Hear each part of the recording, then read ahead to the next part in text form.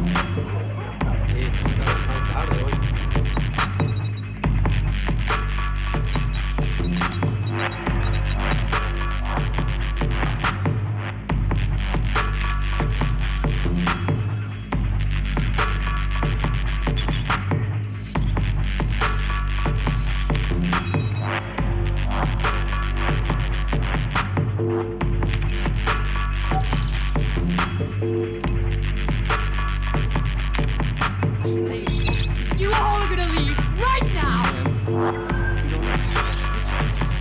Leave now! Gave you a way out.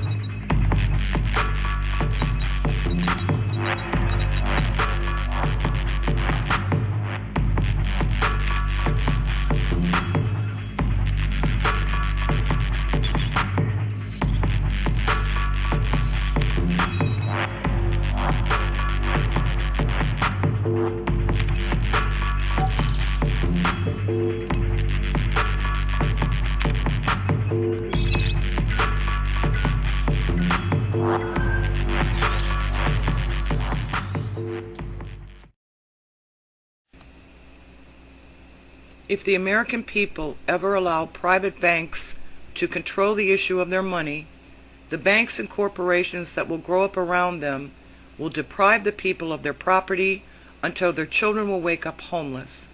Thomas Jefferson. Following is a timeline demonstrating when and how a private central banking cartel got control of the government, the people, and the assets of the United States. Each fact is supported by official sources. Source documents are available at www.anticorruptionsociety.com under the tab Source Documents. 1913. With the passage of the Federal Reserve Act, a private foreign banking cartel was made the fiscal agent of the United States. Source document, Representative McFadden, Congressional Record, June 1932. From the website of the Federal Reserve Bank of New York, quote, "The entry of the United States into World War I added to the responsibilities of the young Federal Reserve Bank. It helped finance U.S. military expenditures by becoming the fiscal agent of the federal government." 1920. Congress handed the U.S. Treasury over to the same private banking cartel via the Independent Treasury Act. Source document, Independent Treasury Act, 1920. 1921. The Council on Foreign Relations was founded to direct the media. Paul Warburg was its first director. Warburg also drafted the Federal Reserve Act and became the Fed's first governor. Paul Warburg was an agent for the Rothschilds banking dynasty. 1925. The United States Corporation Company was chartered in perpetuity in Florida by its fiscal agent. Source document, Articles of Incorporation, United States Corporation Company. This company was created without the approval of Congress, nor the knowledge and authority of the American people. Note, in 1925, the Federal Reserve Bank of New York had offices on Cedar Street and on Broadway, both cited in the Articles of Incorporation. Source document, Articles of Incorporation, United States Corporation Company. The United States Corporation Company created a maximum of 100 shares of stock. Source document, Articles of Incorporation, United States Corporation Company. The Articles of Incorporation revealed the names of 3 individuals who held only 5 shares. The other shareholders were not identified. 1920s.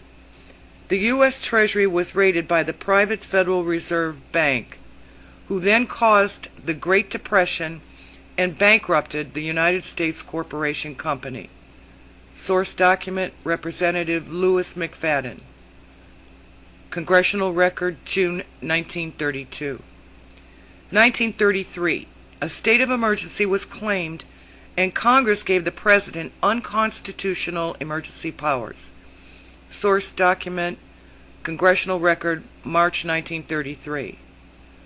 On behalf of the private Federal Reserve, President Roosevelt confiscated the people's gold and forced all to use the Federal Reserve notes from then on.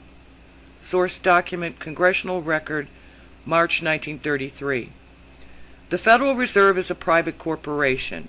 Therefore, their notes are privately owned currency. The people and the property of the United States was hypothecated and placed unlawfully in a public trust. Source document, Representative Trafficant, Congressional Record, March 1993. Hypothecate means to pledge as security without delivery of possession. 1933. The Internal Revenue Service was chartered in Delaware as a private corporation. It is not a division of the U.S. Treasury. Source document, Internal Revenue Service Corporate Charter, 1933. The United States is a private corporation with unnamed stockholders. A private corporation is its fiscal agent. A private corporation owns and circulates the currency we are forced to use. A private corporation expects us to pay them taxes. The U.S. CEO, the President, has maintained unconstitutional emergency powers for the past 80 years.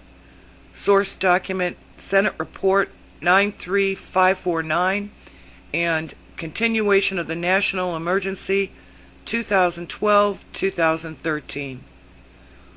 Quote, all United States offices, officials, and departments are now operating within a de facto status in name only under emergency war powers, with the constitutional Republican form of government now dissolved. Source document, Representative Trafficant, Congressional Record, March 1993. Today, as has been demonstrated, the United States is just a corporate franchised network represented by their all-caps names such as State of Ohio. Corporate statutes have replaced laws. A corporate statute is a rule of a corporation given the force of law by the consent of the parties. This consent generally requires a signed contract. From Judge Dale, author of The Great American Adventure, page 102, quote, the federal and state governments are not real. They are privately owned corporations called governments. and the law is nothing more than their corporate regulations called statutes, unquote.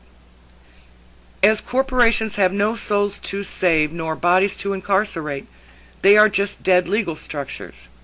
A dead legal structure cannot represent living people nor obligate living people to laws.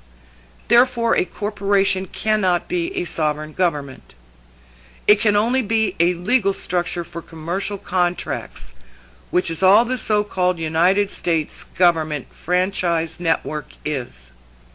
From Judge Dale's The Great American Adventure, page 10, quote, all of this deception is compounded by the refusal of ordinary Americans to realize, know, or understand that it is this secrecy and duplicity of privately owned corporations being surreptitiously portrayed as American agencies and government that they have come together to fleece the American people.